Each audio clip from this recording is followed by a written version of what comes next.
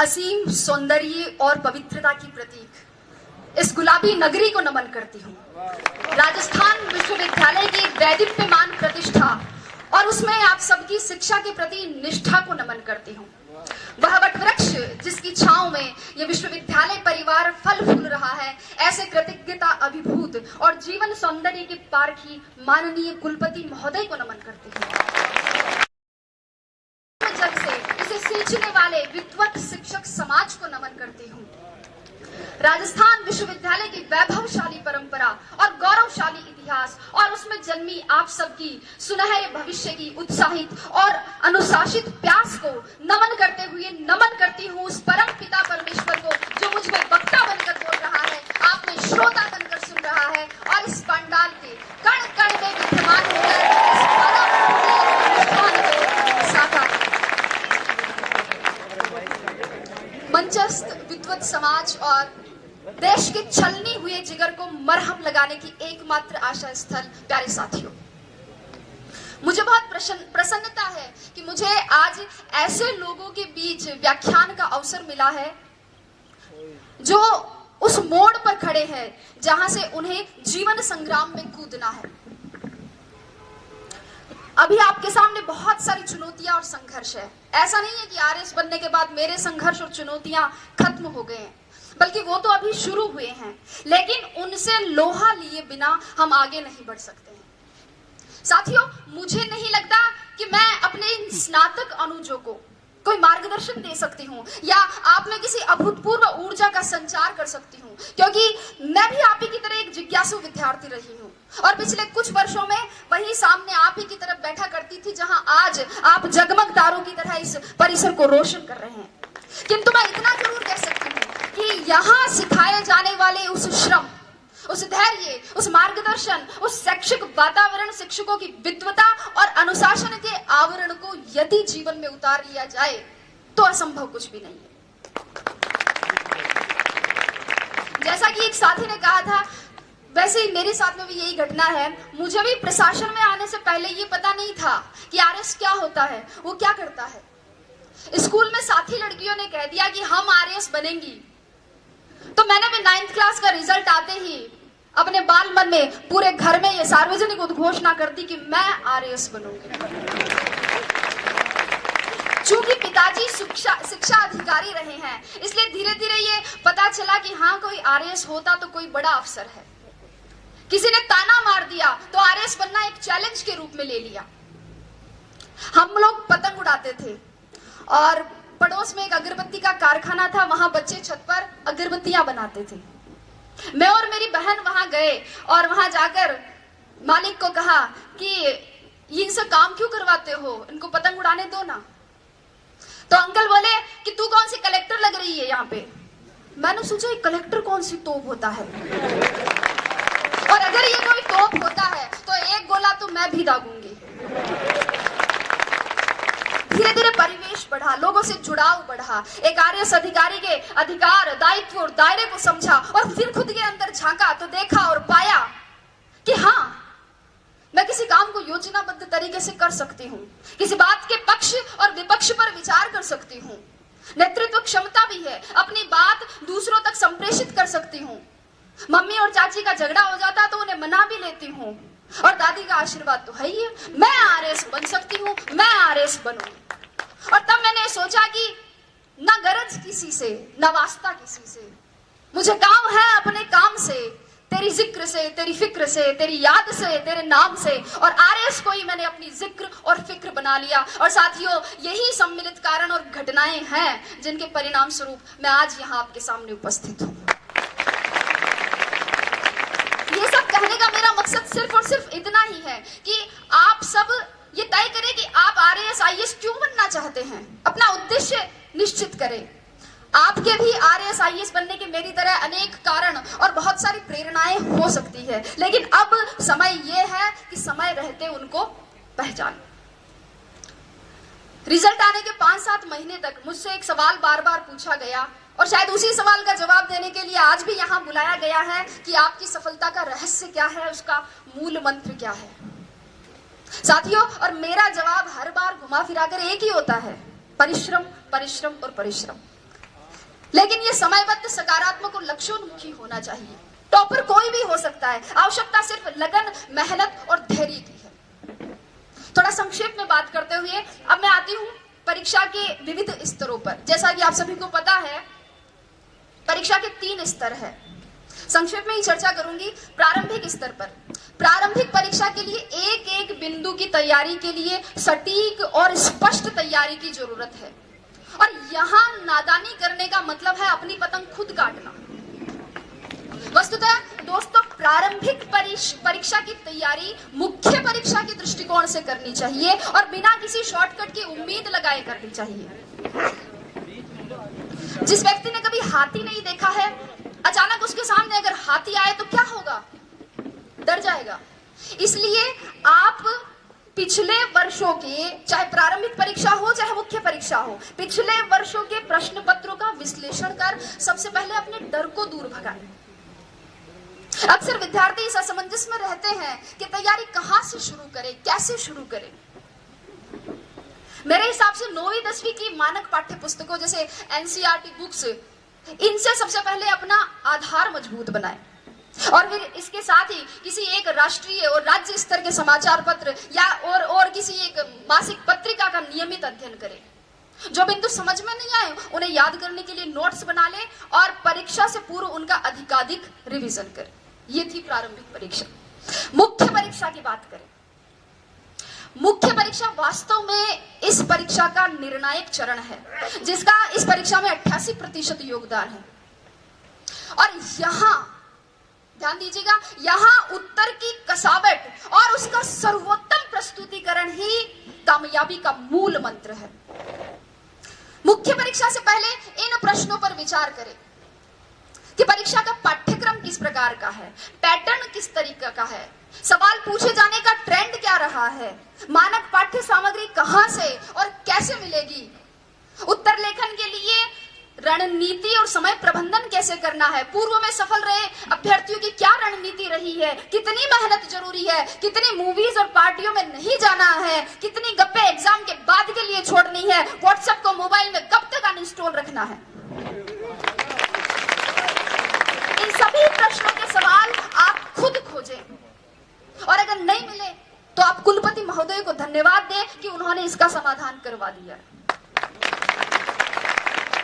दोस्तों, वास्तव में प्रत्येक अभ्यर्थी, प्रत्येक विद्यार्थी के पढ़ने का तरीका, उसके सोच की गहराई, पारिवारिक परिस्थितियां और समय की उपलब्धता अलग अलग होती है।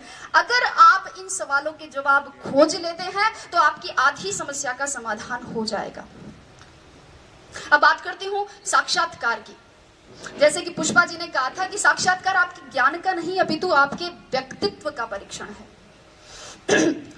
साक्षात्कार में सामान्यतः एक अभ्यर्थी की मानसिक सजगता, ध्यान दीजिएगा, मानसिक सजगता, समीक्षात्मक दृष्टिकोण, नेतृत्व, निर्णय क्षमता, रुचि की विविधता, सामाजिक संगठन की योग्यता, बौद्धिक और नैतिक ईमानदारी और इसके अलावा आसपास की घटनाओं में, आसपास की परिवेश में घटित हो रही घटनाओं में अभिरुचि और दृष्टिकोण की गहन जांच होती है। सभी प्रश्नों का उत्तर देना एक अच्छे साक्षात्कार का प्रतीक नहीं है और कुछ प्रश्नों का उत्तर न देना साक्षात्कार के बिगड़ने का परिचायक भी नहीं है। वस्तुतः ये तो सामने आ रही आपकी अवधारणाओं और आपके हाव भाव पर आधारित है। महत्वपूर्ण ये नहीं कि कितने प्रश्नों का उत्तर दिया, अपितु ये है कि उत्तर किस प्रकार दिया। अक्सर विद्यार्थी मुझसे पूछते हैं कि मैडम साक्षात्कार के लिए कक्ष में जाने से पूर्व क्या करें, दरवाजा खोल के अनुमति कैसे मांगे, हिंदी में मांगे या अंग्रेजी में मांगे, कुर्सी पर उनके कहने पर बैठे कि खुद बैठ जाए, बैठते वक्त हाथ टेबल पर रखे, पांव पर रखे, सिर पर रखे, कहाँ रखे। लड़के पूछते हैं कि मैडम टाई लगाए, टाई के साथ कोट भी पहने, क्या शेविंग करे या नहीं करे। और लड़कियां भी पूछती है कि साड़ी पहने, सूट पहने, सूट पहने तो मैचिंग का ब्लाउज पहने, क्या मैचिंग की nail polish, sandal, earrings, purse, bangles, blah blah blah. लेकिन अगर चर्चा करें तो ये एक ऐसा विषय है जिस पर पूरा दिन खर्च किया जा सकता है। लेकिन अगर मेरी माने, संक्षेप में मेरी माने, तो आप तो बस अगर लगता है कि आपकी तैयारी अच्छी है, आपकी विषय पर पकड़ है, आपने जो अपने हिसाब से कपड़े पहने हैं उनमें आप सुविधाजनक महसूस कर रहे हैं और उनसे आपके शरीर का आत्मविश्वास झलक रहा है, अगर आपको लगे कि आपने अपने माता पिता का आशीर्वाद ले लिया है, ईश्वर में आपकी आस्था है और दादी और नानी ने कह दिया कि जा बेटा कलेक्टर बन के ही आई, तो आप तो बस दरवाजा खोलिए और मुस्कुराते हुए अंदर घुस जाइए। अभी आपका बायोडेटा देखा जा रहा है। एक प्रश्न आपकी हॉबी से, अगला ग्रेजुएशन के विषय से, अगला करंट नॉलेज से और क्रमशः प्रश्नों का सिलसिला। और अगर आपने अंत तक अपनी संप्रेषणीयता, अपनी समझ, अपनी ग्रहणशीलता, अपने नेतृत्व को बनाए रखा, अपने आत्मविश्वास को बनाए रखा है, तो आप उसी तरह मुस्कुराते हुए बाहर आकर भेरू जी, भोमिया जी, पित्तर जी, जिनको भी आपने याद किया था, उनको धन्यवाद दे सकते हैं। और अगर कोई साथी चाहे तो खोड़े के हनुमान जी में सवामणि की तैयारी भी कर सकता है, क्योंकि मैं एक गारंटी देती हूँ कि जीत आपकी है। शर्त इतनी है कि सवामणि का निमंत्रण मुझे मिलना चाहिए। तो ये तो बात हुई परीक्षा के विविध स्तरों की। अब मैं परीक्षा में सफलता की क्या प्रक्रिया है उस पर और उस समय क्या ध्यान रखी जाने वाली और सावधानियां बरतने वाली बातें हैं, उन पर चर्चा करूं बहुत संक्षेप में।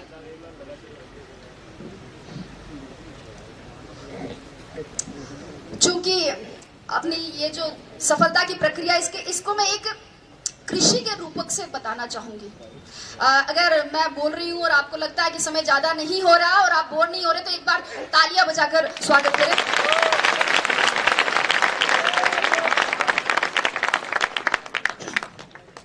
तो कृषि के रूपक से समझाना चाहूंगी, क्योंकि अब राजस्व विभाग से जुड़ गई हूं, तो कृषि, बीज, फसल, पटवारी, गिरदावर, इनसे दिन भर सामना होता रहता है, तो उदाहरण भी वैसे ही देने लग गई हूं। दोस्तों, किसी भी बीज के अंकुरण, उसकी वृद्धि, स्थायित्व, फल फूल सहित पूरा वृक्ष बनने में ही सफलता की प्रक्रिया निहित है। किसी भी बीज के अंकुरण के लिए सर्वप्रथम और सर्वाधिक महत्वपूर्ण योग्यता है उस बीज का अंकुरण योग्य होना। इसलिए सबसे पहले अपने अंदर झांके। एक बार एक पागल आईने में खुद को देखकर कह रहा था कि यार इसको कहीं देखा लगता है। बहुत देर टेंशन में सोचने के बाद वो बोला, धत्तेरी की, अरे ये तो वही है जो उस दिन मेरे साथ बाल कटवा रहा था। तो ये तो खैर पागल था, लेकिन हम जैसे पढ़े लिखे और स्वस्थ चित्त व्यक्ति भी खुद को नहीं पहचानते हैं, अपने भीतर नहीं झांक पाते हैं। रास्ते में अगर कंकड़ी कंकड़ हो और अगर अच्छा जूता पहना हो तो उस पर चला जा सकता है, लेकिन एक अच्छे जूते में भी अगर कंकड़ हो तो रास्ता चाहे कितना ही बढ़िया क्यों ना हो, उस पर कुछ कदम चलना मुश्किल। मेरे कहने का मतलब इतना ही है कि पहले बाहर की चुनौतियों से पहले खुद की कमजोरियों से जीते, लड़े।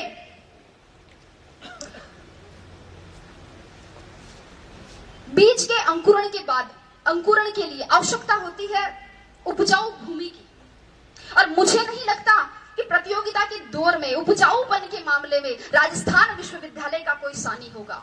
यहाँ का मार्गदर्शन आपके लिए सदैव पथ प्रदर्शक का कार्य करता रहेगा। आपको अपनी तैयारी के लिए, लक्ष्य प्राप्ति के लिए जहां कहीं भी, किसी भी कोचिंग संस्थान, महाविद्यालय अथवा व्यक्तिगत मार्गदर्शन के लिए कहीं भी अपने आप को समर्पित करें, तो उस भूमि का उपजाऊपन जांच ले, क्योंकि कई बार योग्य बीज भी उपजाऊ भूमि के अभाव में अंकुरित नहीं हो पाते हैं। बीज के अंकुरण के पश्चात आवश्यकता होती है खाद, कीटनाशक और उत्प्रेरकों की। विद्यार्थी के लिए खाद का काम करते हैं उसकी कक्षा, उसकी पुस्तकें, उसके मित्र, उसका जो पढ़ाई का आसपास का माहौल है वो, उसके गुरुजन जो उसे एकाग्रता और ज्ञान संचय की विधि प्रदान करते हैं। एकाग्रता पर थोड़ा सा, कुछ विद्यार्थी ऐसे होते हैं जो पढ़ते हुए टीवी, रेडियो चलाते हैं, एफएम चलाते हैं, और कुछ बच्चे ऐसे होते हैं जो कान में ईयरफोन डालकर म्यूजिक सुनते हुए फिर पढ़ाई करते हैं। और अगर पास में पड़ोस में कोई शादी हो रही हो, रात्रि जागरण हो, तो उन्हें डिस्टरबेंस होता है। सर, मैं अपना उदाहरण देना चाहूंगी कि मेरे घर के इस तरफ मंदिर है और इस तरफ मस्जिद। सुबह उठते ही इधर से घास खाए गैया दूध पिए ग्वाल, छोटो सो मेरो मदन गोपाल शुरू हो जाता था। तो उधर ला इलाहा इल्लल्लाह मुहम्मदुर रसूलुल्लाह के साथ शाम ढलती थी। बारात भी उधर से ही जाती थी, सतराम के जयकारे भी। लेकिन मैं आपको बता दूं कि मैंने अपनी पूरी पढ़ाई अपने घर की छत की तरफ जाने वाली उस आखिरी सीढ़ी पर बैठकर की थी, और मुझे हर तरह के शोरगुल में एकाग्रता का इतना अभ्यास हो गया था कि पता ही नहीं चला कब होली की गैर निकल गई और कब ढोल ताशों के साथ मुहर्रम के ताजिए। पढ़ते वक्त मोबाइल बंद रखे, अगर व्हाट्सएप, मैसेंजर और फेसबुक नहीं चलेगा तो एकाग्रता में वृद्धि होगी, लेखन शैली में सुधार होगा और टॉप 50 में आने की संभावनाएं भी बढ़ सकती हैं। मेरी बात करें तो मैं बताऊं, मैंने मोबाइल ही नहीं रखा था। यहाँ बैठे मेरे साथी इस बात के गवाह है कि मैंने एंड्रॉइड मोबाइल OTS में आके खरीदा था, और अब व्हाट्सएप पर जुड़ने वाली मैं अपने बैच की आखिरी मेंबर थी। कीटनाशकों की बात करती हूँ इसके बाद। जिस प्रकार पौधे की जड़ों के दीमक और पत्तों के एक कीड़ा लग जाता है, उसी प्रकार एक विद्यार्थी के भी धैर्य के लालच का, मेहनत के आलस्य का, सादगी के विलासिता का और पढ़ाई के भटकाव का घुन लग ही जाता है। और ऐसे में अनुशासन ही वह कीटनाशक का कार्य करता है। मित्रों, अनुशासन ही वह औषधि है जो किसी भी लक्ष्य की प्राप्ति के लिए किए गए साधना के तपोबल के ओज को परिवर्तित कर देता है। इसलिए अपने आप को अनुशासित बनाए, व्यवस्थित बनाए, अपना खाना पीना, जागना, सोना, ये सब संयत बनाए। और इसके लिए गीता का एक श्लोक मेरी प्रेरणा रहा है कि युक्ताहार विहार से युक्त सर्वस्य चेष्टसु युक्त स्वप्नाम बोध से योगो भवति दुःखः। अर्थात अपना सोना, जागना, आहार, विहार और अपनी चेष्टाएं ये संयत हो, उचित हो। और अगर आप इस अनुशासन को, इस औचित्य को बनाए रखते हैं तो आपके लक्ष्य की पवित्रता को सुरक्षा मिलती रहेगी। पौधे की वृद्धि के लिए आवश्यकता होती है DAP और यूरिया जैसे उत्प्रेरकों की।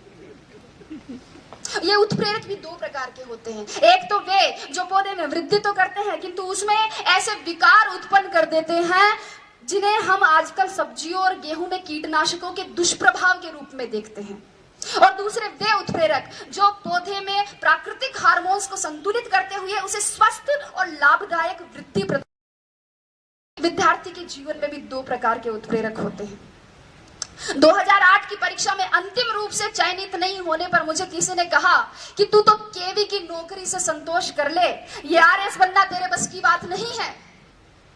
तो एक दूसरे मित्र ने कहा कि गिर को कर रे कंथड़ा, हिरण कशो घी खाए, आंख चरे और पून भगे, घोड़ा स्यू आगो जाए। कि हिम्मत कर, हुंकार भर, हिरण कौन सा घी खाता है लेकिन घोड़ों से आगे जाता है। एक था उत्प्रेरक और दूसरा था दुष्प्रेरण। दुष्प्रेरण न स्वयं करे न दूसरों के दुष्प्रेरण का शिकार हो, अपने मुकाम, अपने उसूल खुद तय करे और हर बार लोगों की अपेक्षाओं पर खरा उतरने की कोशिश ना करे।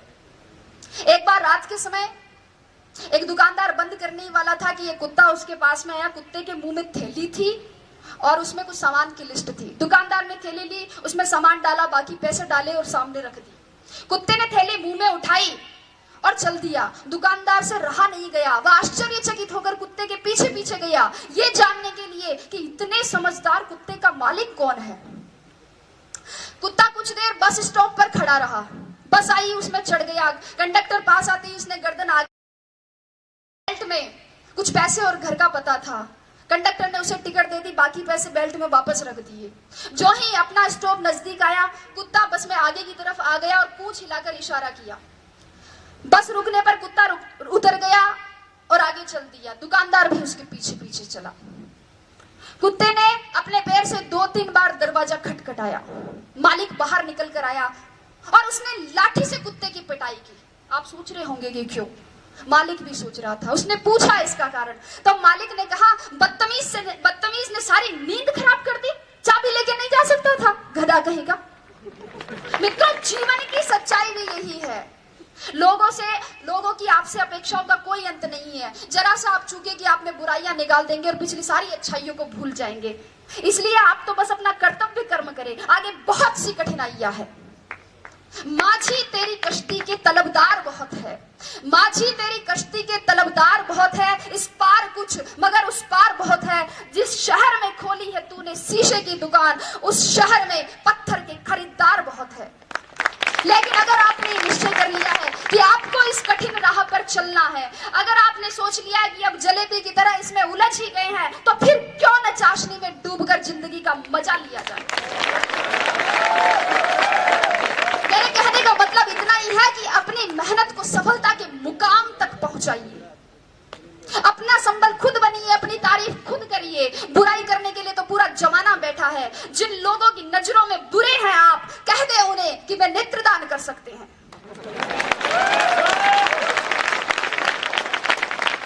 अपने आसपास के परिवेश में केवल उन्हीं तत्वों को प्रविष्ट होने की अनुमति दे जो सकारात्मक हो, विचारात्मक हो, बोधात्मक हो, सही दिशा देने वाले हो। अन्यथा आपके मस्तिष्क में क्रोध, ईर्ष्या और द्वेष के रासायनिक दुष्प्रभाव दिखने लगेंगे, जो आपकी सोने की थाली में पीतल की मेख जैसे अशोभनीय लगेंगे। तो अंत की ओर बढ़ते हुए मैं अब कहूंगी कि इन सभी तत्वों के साथ अब एक तत्व और बच जाता है, और वो है जीवनदायी जल, जिसकी आवश्यकता पौधे को वृक्ष बनने तक रहती है। यह जल कहीं से भी पौधे को मिल सकता है, वर्षा से, ओस से, भूमिगत जल के स्वतः परासरण से, कुएं से, कुंड से, नल से, पाइप से, जहां से भी मिले ये मिलना चाहिए। और जल के समकक्ष विद्यार्थी के लिए रखा जा सकता है नियमित अध्ययन को। जब तक आपके सपनों की जड़ों को नियमित अध्ययन का पवित्र जल सींचता रहेगा, तब तक आपके सपनों के पंखों में उड़ान रहेगी, जुनून में जान रहेंगी, जड़ें जमीन से जुड़ी रहेंगी और नजरों में हदें आसमान रहेगी। अगली बात कहते हुए समाप्ति की ओर, इस बात पर गौर कीजिएगा कि विश्वास की जड़ें कमजोर हो। विश्वास की जड़ें कमजोर हो तो माता पिता के आशीर्वाद का जल ले। दिशा भ्रम हो तो दृष्टिकोण की जड़ों को गुरुजनों के मार्गदर्शन के जल से सींचे। भटकाव की भूख भड़के तो एकाग्रता की जड़ों को आत्मचिंतन के जल से पोषित करे। धैर्य धीरज धरने से इनकार करने लगे तो मानस की जड़ों को अध्यात्म के जल से सींचे। और सबसे महत्वपूर्ण, अपने सपनों की सुनहरी जड़ों को सकारात्मक सोच के जल से सदैव सींचते रहे। सफलता मजबूर होकर कामयाबी का मीठा फल आपकी मेहनत से तैयार किए गए वृक्ष पर प्रस्फुटित कर देगी, जिसके बाद उसके संवर्धन और संरक्षण की जिम्मेदारी दुनिया अपने आप ले लेती है। तो आइए सफलता का प्रसाद पाने के लिए मेहनत के इस महायज्ञ में अपने श्रम की समीधा, धैर्य की धूप, अध्ययन की आहुति और लक्ष्य की लौ से अस्तित्व की अग्नि प्रज्वलित करते हैं और कुछ नया, कुछ मौलिक, कुछ बेहतर करने का संकल्प करते हैं। मैं आशा करती हूँ कि शीघ्र ही इस विश्वविद्यालय से आप में से ही कोई छात्र या छात्रा ऐसे इसी ही तरह अपनी सफलता की कहानी बांटे, अपने अनुभव बांटे, और मैं यहीं बैठकर सुनूं, गर्व करूं और कुछ नया सीखूं, और अगर हो सके तो चाय के साथ कंक्लूजन करते हुए वोट ऑफ थैंक्स दूं। तो मेरी शुभकामना बस इतनी ही है कि आपका पथ प्रशस्त हो, लक्ष्य उन्नत हो, गति आबाद रहे। संगच्छध्वम संवदध्वम संवो मनांसी जानताम का मूल मंत्र कभी विस्मृत ना हो। आप सबकी मेहनत, सबके संरक्षण, विश्वविद्यालय में आपकी प्रतिष्ठा, आपकी निष्ठा, आपके सृजन और सक्रिय नेतृत्व से संस्कारों की नींव पर समर्पण के खंभों के सहारे सौम्यता के साथ खड़ा ये राजस्थान विश्वविद्यालय का महल अपनी आस्था और विश्वास के साथ सदैव पुष्पित और पल्लवित होता रहे। इसी के साथ धन्यवाद, बहुत बहुत धन्यवाद।